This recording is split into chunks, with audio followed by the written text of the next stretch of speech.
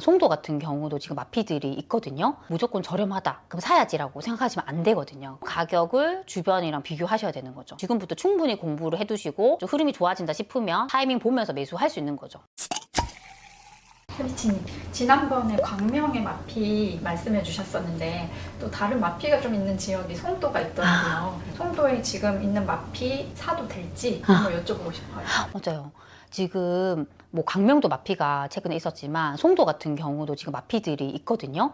그래서 우리가 중요한 게 마피라고 무조건 저렴하다, 그럼 사야지라고 생각하시면 안 되거든요. 그래서 현재 어떤 곳들이 구체적으로 마피가 나오고 있는지 제가 좀 말씀을 드리고, 그럼 현재 인천의 흐름이 어떤지, 이런 마피를 사도 되는지 그런 순서대로 제가 하나씩 좀 말씀을 드리도록 하겠습니다. 우선은 첫 번째로는요, 송도 자이더스타라는 아파트가 마피가 나오고 있습니다. 이 아파트는 2024년 12월에 입주를 했거든요. 근데 아직 84 분양권이 마피 1억 2천 정도에도 이렇게 나오고 있습니다. 그럼 이렇게 보실 때 중요한 게 마피 적용해서 총 매매가가 얼마냐예요. 마피가 무조건 뭐 1억이다, 싸다 이렇게 생각하시면 안 되고, 요 아파트 같은 경우는 30평대가 마피 적용해서 거의 뭐 8억 9천, 거의 9억 가까이 나오고 있거든요.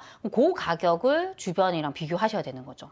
그리고 두 번째는요, 송도 럭스 오션 SK뷰라는 아파트입니다. 여기는 25년 3월에 입주 예정이라서 지금 거의 입주장이거든요. 보통은 이렇게 입주장에 마피가 나올 수 있죠. 왜냐하면 우리가 뭐 다 실입주 하시는 건 아니잖아요. 내가 투자로 사두신 분도 있을 텐데 그런 경우에는 전세 맞춰야 되잖아요. 근데 전세가가 상대적으로 낮다라고 했을 때는 내 돈이 많이 들어가니까 잔금을 못 치르는 분들은 마피로 내놓을 수밖에 없는 거죠. 그렇죠? 이 아파트 같은 경우도 지금 보면 마피가 뭐 8천에 나와요. 마피 8천 적용해서 뭐 8억, 뭐 8억 3천 요 정도에 지금 나오고 있습니다. 그리고 세 번째는요, 힐스테이트 레이크 송도 4차 아파트입니다. 여기는 25년 7월에 지금 입주 예정입니다. 그래서 입주가 다가오기 때문에 지금 마피들이 나오고 있는 상황이거든요. 지금 84 분양권이 마피가 8천만 원 정도입니다. 그래서 마피 적용해서 가격이 여기도 한 8억 2천, 8억 3천 그 정도 됩니다. 네 번째는 송도 자이 풍경채 그라노블입니다. 여기 입주는요 27년에서 28년 정도라서 아직 입주가 좀 남아있긴 합니다, 기간이. 하지만 여기도 마피가 뭐 1,000만 원 정도 이렇게 나오고 있는 거죠. 마피 적용해서 지금 가격이 뭐 8억 6천 요 정도에 나오고 있습니다. 근데 이게 지금 제가 앞에서 언급한 그런 단지들은요, 송도이긴 해요. 송도이긴 한데 여기가 역세권은 아니에요. 그래서 같은 송도라 하더라도 보면 여기서 인천 지하철 1호선 역세권이냐 역세권이 아니냐에 따라서도 차이가 분명히 나게 됩니다. 근데 여기 보면 그런 입지 대비해서는 이제 고분양가라고 판단이 되어지고요. 힐스테이트 레이크 송도라는 아파트가 있습니다. 이 아파트는 2019년 6월에 이제 입주를 했거든요.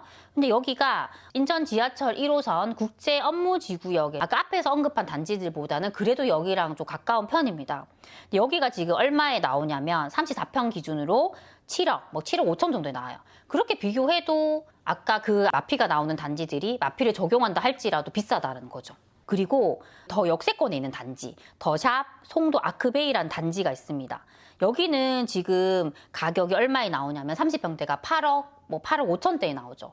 그럼 여기가 훨씬 좋아요. 국제 업무지구역 초역세권입니다. 그러면 같은 만약에 8억대라 했을 때 여기를 사겠느냐, 앞에 말씀드린 마피인 곳을 사겠느냐 했을 때는 당연히 역세권에 있는 여기가 더 좋다라는 거죠. 그렇죠? 그렇기 때문에 아직까지 그 마피들이 본격적으로 소진이 안 된다. 그렇게 좀 말씀드릴 수 있습니다.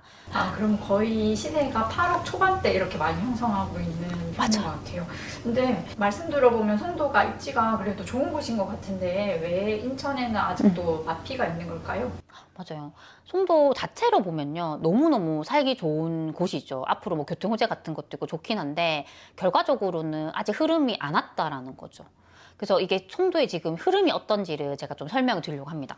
근데 지금 우리가 보통 뭐 아시에서 확인할 수 있는 매매 지수 그래프를 보면요, 최근에 전세가는 조금씩 반등을 했어요. 그런데 매매 지수는요 아직까지 좀 정체인 상황이에요.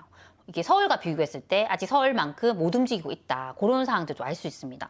그리고 중요한 게 이제 미분양 같은 걸 봐야 됐죠. 그 인천의 지금 미분양을 보면요, 미분양이 최근까지 계속 늘었어요. 쌓이다가 지금은 또 다시 줄었어요. 그래서 지금은 거의 평균만큼 왔다. 미분양에 대한 리스크는 지금 점점 좋아지고 있다라고 보이고요. 그리고 이제 입주 물량을 딱 보잖아요. 이렇게 딱 보시면요. 최근까지 지금 인천에 입주 물량이 엄청 많았다는 거 알 수 있습니다. 대부분 서구, 검단 신도시 이제 그런 쪽에 되게 많았거든요.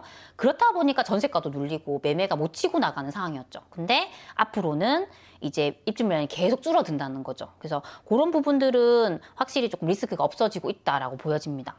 그리고 보면 이제 인천 서구 같은 경우를 집중해서 보면요. 2022년까지 공급이 많았어요. 근데 지금은 줄긴 줄어요. 그때보다. 그래도 아직까지 27년까지는 조금 공급이 평균 이상으로 많긴 해요. 근데 그런 이제 서구에는 전세가가 조금 눌릴 수 있지만 지금 인천 전반적으로는 공급이 줄기 때문에 저는 큰 리스크는 아니라고 좀 보고 있습니다.